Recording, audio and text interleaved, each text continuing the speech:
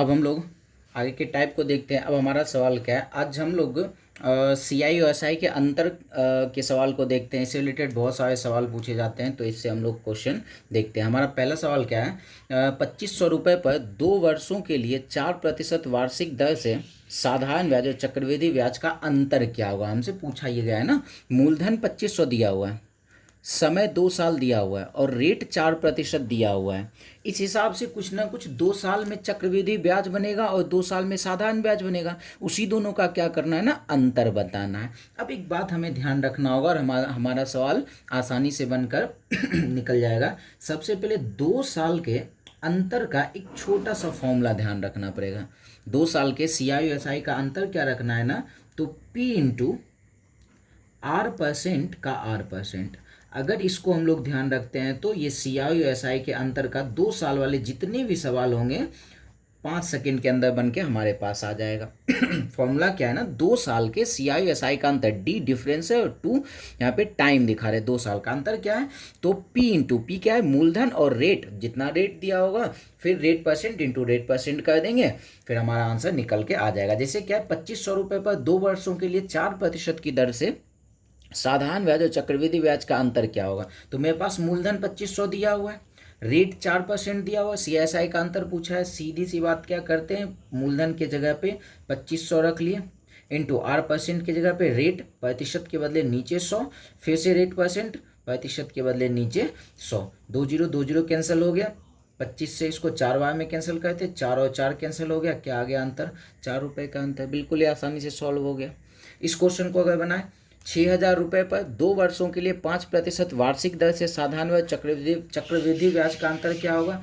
वही सवाल है, मूलधन दिया हुआ है, समय 2 साल के लिए और रेट 5% है। सी आई एस आई का अंतर पूछा गया, D2 हमसे पूछा गया, मतलब D2 निकालने के लिए मूलधन क्या रख ले, 6000, R% का R% कितना है, तो रेट है 5, प्रतिशत के बदले नीचे 100। एक काम करते हैं, हम लोग जो यहाँ पे रेट रखते हैं ना 5%, अब हम लोग डायरेक्ट 5% का फ्रैक्शन वैल्यू हम लोग रखेंगे 1/20। उससे क्या होगा, और काम करना आसान हो जाएगा। फ्रैक्शन वैल्यू 1/20, फिर से तो कट के तो 1/20 ही आता है ना, इसलिए आपसे यही रखेंगे। फिर क्या कहते हैं, 2 0 इसका कैंसिल हो गया, 2 गुना 2 4 और 4 से 60 कट गया 15 बार में, तो क्या आ गया अंतर, 5 रुपये का अंतर आ गया। बिल्कुल आंसर हमारे पास आ गया। फिर से एक सवाल देखते हैं, 4900 रुपये पर 2 वर्षों के लिए 14.2/7% वार्षिक दर से चक्रवृद्धि ब्याज और साधारण ब्याज का अंतर क्या होगा। फिर से वही बातें हैं, तो D2 हमसे यहाँ निकालने के लिए क्या आ गया अंतर, D2 निकालने के लिए तो मूलधन है कितना, 4900 है।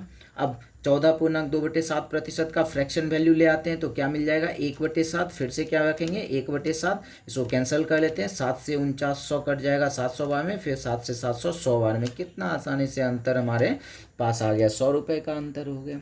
फिर से और सवाल देखते हैं।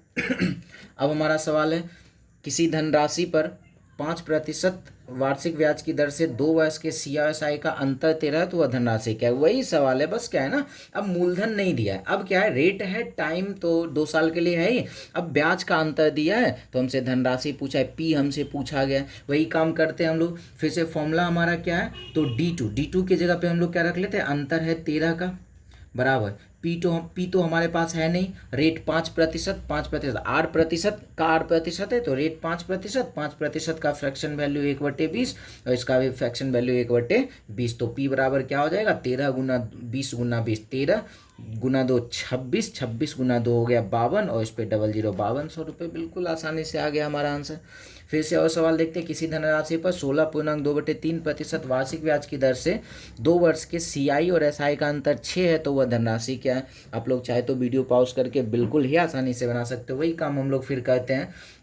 अंतर दिया हुआ है 6, तो D2 की जगह पर हम लोग 6 रख लिए, बराबर मूलधन हमें मालूम नहीं है और रेट कितना है, तो 16.2/3%। इसका फ्रैक्शन वैल्यू कितना होता है, तो 1/6, फिर से कितना रख देंगे, 1/6, क्या हो जाएगा, 6 गुना 6 गुना 6, मूलधन क्या मिल गया, तो 216। 5 सेकेंड के अंदर हमारा आंसर। अगर सही सही तरीके से अगर प्रैक्टिस कर लिया जाए तो 3 सेकेंड के अंदर हमारा आंसर आ जाएगा। अब क्या है, 2 वर्षों के साधारण ब्याज और चक्रवृद्धि ब्याज का अंतर 98 है। यदि मूलधन 20,000 है तो ब्याज की दर क्या होगा। फिर से देखो बातें वही है, अब क्या है ना, अंतर दे दिया है 2 साल का, और मूलधन दे दिया है, रेट पूछ दिया है, काम वही हम लोग करेंगे।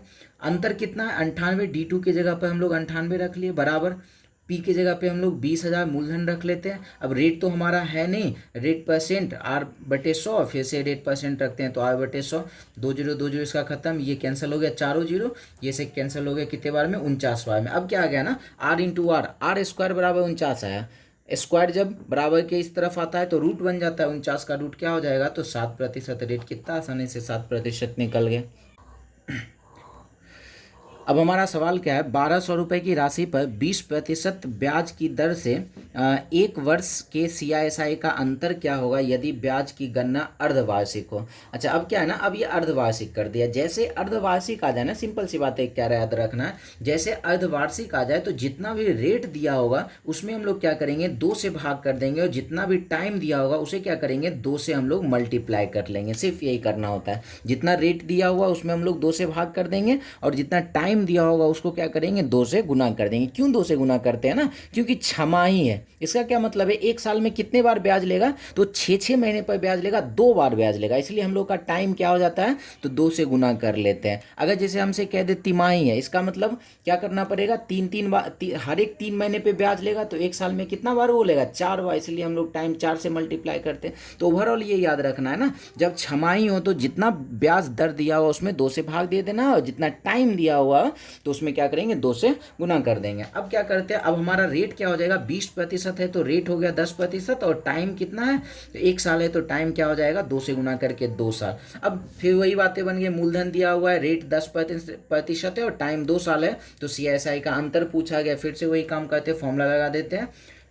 D2 हमसे पूछा गया है, तो D2 के लिए फॉर्मूला क्या है, P की जगह पे हम लोग 1200 रख लेते हैं, और रेट की जगह पे क्या रखेंगे, 10%। 10% का फ्रैक्शन वैल्यू कितना, 1/10, फिर से रेट परसेंट, 1/10, 0 0 कैंसिल हो गया, क्या मिल गया, अंतर, तो 12 रुपये का अंतर हो गया। बिल्कुल आसानी से हमारा काम हो गया। तो विशेष आज के लिए इतना ही रहने देते हैं, मिलते हैं हम लोग नेक्स्ट वीडियो में। धन्यवाद।